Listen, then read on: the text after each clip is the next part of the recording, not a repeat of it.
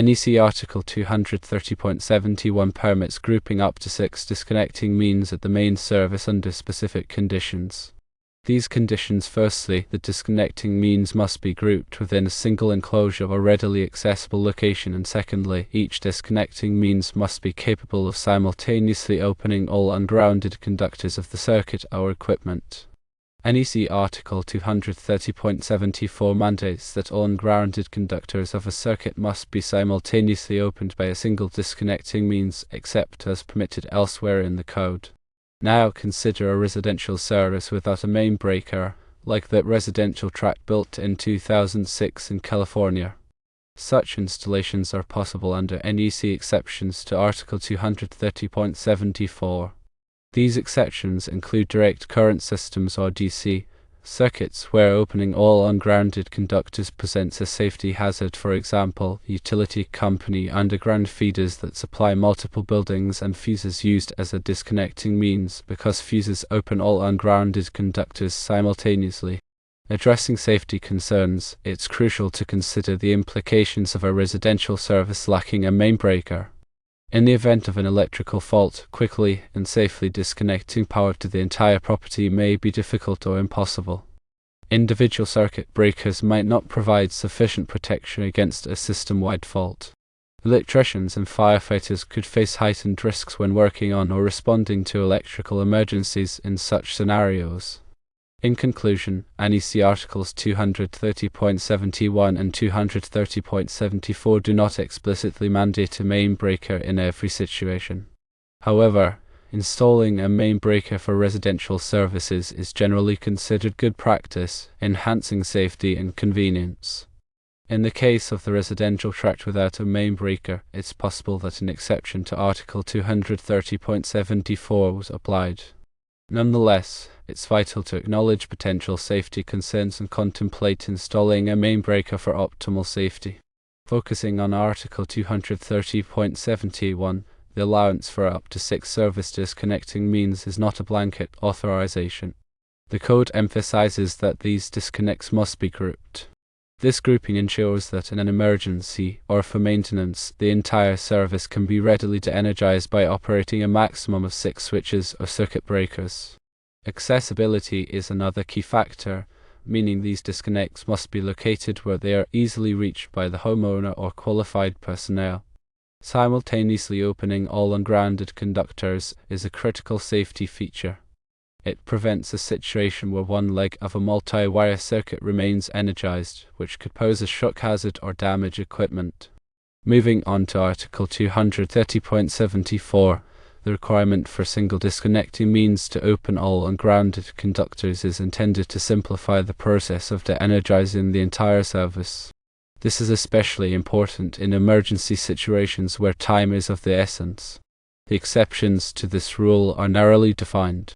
DC systems are different from alternating current or AC systems in how they behave under fault conditions, and therefore may not require the same level of protection.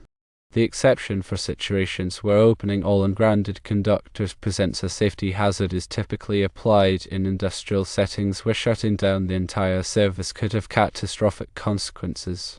Fuses, when used as a disconnecting means, inherently open all ungrounded conductors simultaneously, providing a built-in safety feature. Regarding residential services without main breaker, while permitted under certain exceptions, this configuration presents potential challenges. Without a main breaker, it can be difficult to quickly isolate the entire electrical system in the event of a fire, flood, or other emergency. Individual branch circuit breakers are designed to protect individual circuits, not the entire service. System-wide fault, such as a short circuit in the service entrance cable, could overwhelm the branch circuit breakers and lead to a dangerous situation. Electricians and firefighters are trained to look for a main breaker to quickly de-energize a building's electrical system. The absence of a main breaker can create confusion and delay the process of making the building safe. While the NEC is a minimum standard, it's important to consider best practices that go beyond the code requirements. Installing a main breaker, even when not strictly required, provides an additional layer of safety and convenience. A main breaker allows the homeowner to easily de-energize the entire electrical system for maintenance or repairs. It also provides a single point of disconnection in the event of an emergency. When evaluating an existing electrical system without a main breaker, it's important to consider the age of the system, the condition of the wiring, and the potential for future upgrades. If the system is old or in poor condition, or if there are plans to add new circuits or equipment, it may be wise to install a main breaker. In conclusion, while the NEC permits certain exceptions to the requirement for a main breaker, it's generally recommended to install one for safety and convenience.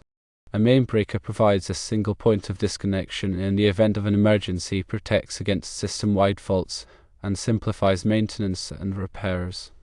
Always consult with a qualified electrician to determine the best solution for your specific situation. Let's delve deeper into the technical aspects and reasoning behind these code provisions. The NEC, or National Electrical Code, is not a design manual. It is a set of minimum safety standards. It is intended to protect people and property from electrical hazards. It is not intended to ensure the efficient or reliable operation of electrical systems.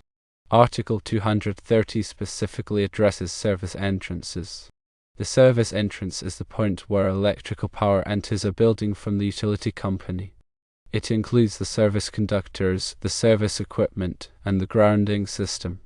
The service equipment includes the main disconnect, the overcurrent protection devices, and the metering equipment. The main disconnect is the means by which the entire electrical service can be de-energized. This is typically a circuit breaker or a fuse switch. The overcurrent protection devices, such as circuit breakers and fuses, are designed to protect the wiring and equipment from overloads and short circuits.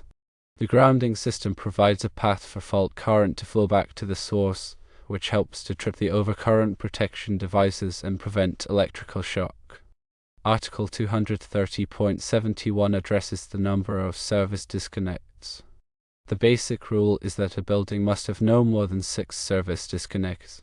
This rule is intended to simplify the process of de-energizing the entire building in an emergency. If there were more than 6 disconnects, it could be difficult to quickly identify and shut off all the power sources. The exception to this rule is for large buildings where it is impractical to have only 6 disconnects. In these cases, the code allows for more than 6 disconnects, but they must be grouped together and clearly labeled. Article 230.74 addresses the requirement for simultaneously opening all ungrounded conductors. This rule is intended to prevent a situation where one leg of a multi-wire circuit remains energized after the disconnect is opened. This could pose a shock hazard or damage equipment. The exceptions to this rule are narrowly defined. As mentioned earlier, DC systems, circuits where opening all ungrounded conductors presents a safety hazard and fuses used as a disconnecting means are examples. Now let's consider the specific case of a residential tract built in 2006 in California without a main breaker. It is possible that this installation was permitted under one of the exceptions to Article 230.74. However, it is also possible that the installation was not in compliance with the code. If the installation was not in compliance with the code, it could be considered a safety hazard. In this case, it would be advisable to consult with a qualified electrician to determine the best course of action. The electrician could inspect the installation and determine whether it meets the current code requirements. If the installation does not meet the current code requirements, the electrician could recommend modifications to bring it into compliance. Even if the installation does meet the current code requirements, it may still be advisable to install a main breaker for added safety and convenience.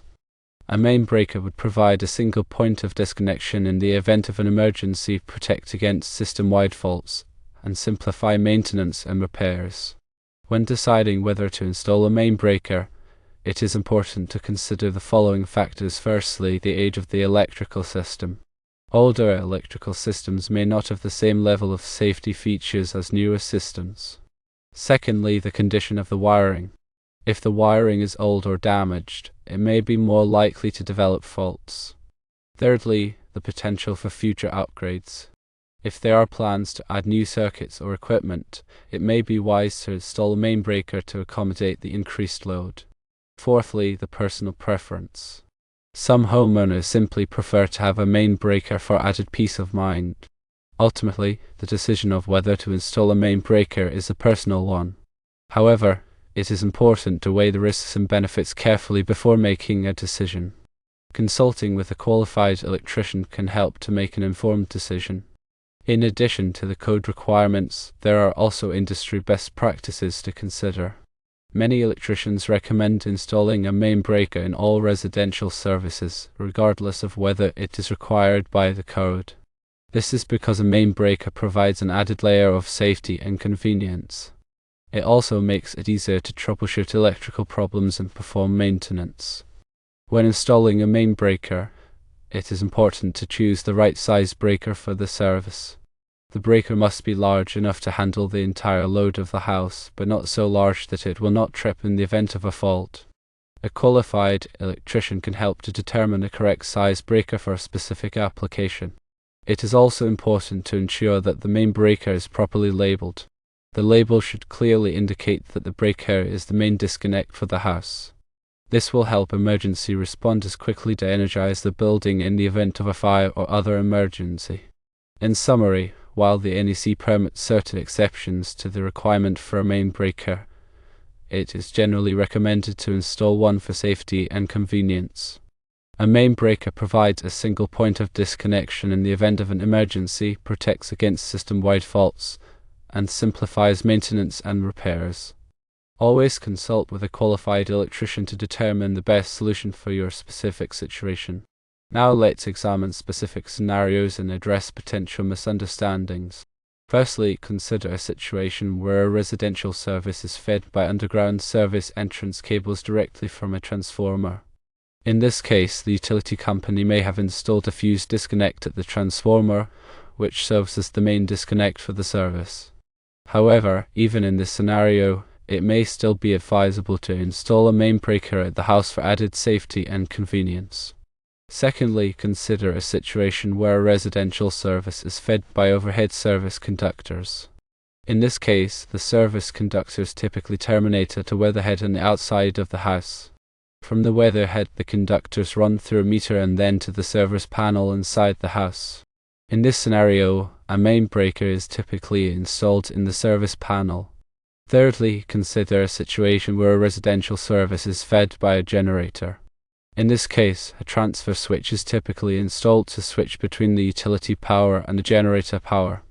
The transfer switch may or may not include a main breaker.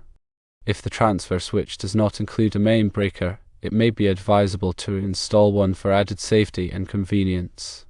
Fourthly, consider a situation where a residential service is upgraded. In this case, it is important to ensure that the new service meets the current code requirements. This may require installing a new service panel with a main breaker. When upgrading a residential service, it is also important to ensure that the grounding system is properly installed. The grounding system provides a path for fault current to flow back to the source, which helps to trip the overcurrent protection devices and prevent electrical shock. The grounding system must be connected to a grounding electrode, such as a ground rod or a metal water pipe. In addition to the code requirements and industry best practices, there are also a few common mistakes to avoid. One common mistake is to install a main breaker that is too small for the service. This can cause the breaker to trip frequently, which can be frustrating and inconvenient. Another common mistake is to install a main breaker that is too large for the service. This can prevent the breaker from tripping in the event of a fault, which could damage equipment or create a safety hazard. Another common mistake is to fail to properly label the main breaker. This can make it difficult to quickly de-energize the building in an emergency. Another common mistake is to fail to properly maintain the electrical system. This can lead to a variety of problems, including faulty wiring, loose connections, and corroded components. Regular maintenance can help to prevent these problems and ensure that the electrical system is operating safely and efficiently. Let's now discuss the specific requirements for service entrance conductors. The service entrance conductors are the conductors that run from the utility company's transformer to the service equipment. These conductors must be sized according to the load that they will be carrying. The NEC provides tables that can be used to determine the appropriate size conductors for a given load. The service entrance conductors must also be protected from overcurrent. This is typically done by installing a main breaker or a fuse switch at the service equipment. The overcurrent protection device must be sized according to the ampacity of the service entrance conductors. The service entrance conductors must also be properly grounded. The grounding conductor must be sized according to the size of the service entrance conductors. The grounding conductor must be connected to a grounding electrode, such as a ground rod or a metal water pipe. In addition to the code requirements, there are also a few best practices to follow when installing service entrance conductors. One best practice is to use copper conductors whenever possible. Copper conductors have a lower resistance than aluminum conductors, which means that they can carry more current without overheating. Another best practice is to install the service entrance conductors in a conduit. A conduit provides physical protection for the conductors and helps to prevent them from being damaged. Another best practice is to use weatherproof fittings and enclosures. Weatherproof fittings and enclosures will help to protect the conductors and equipment from the elements. Another best practice is to properly torque all connections. Properly torquing connections will help to prevent loose connections, which can cause overheating and electrical problems. Always consult with a qualified electrician to ensure that the service entrance conductors are installed correctly and safely. This discussion reinforces the point that while the NEC provides a framework for safe electrical installations, it is not a substitute for professional judgment and expertise. A qualified electrician will be able to assess the specific circumstances of each installation and make recommendations that are tailored to the individual situation. They will also be familiar with the latest code requirements and industry best practices. In conclusion, understanding NEC Articles 230.71 and 230.74 is crucial for ensuring safe and compliant electrical installations. While exceptions exist, a main breaker generally enhances safety and convenience in residential services. Always prioritize safety and consult with qualified professionals.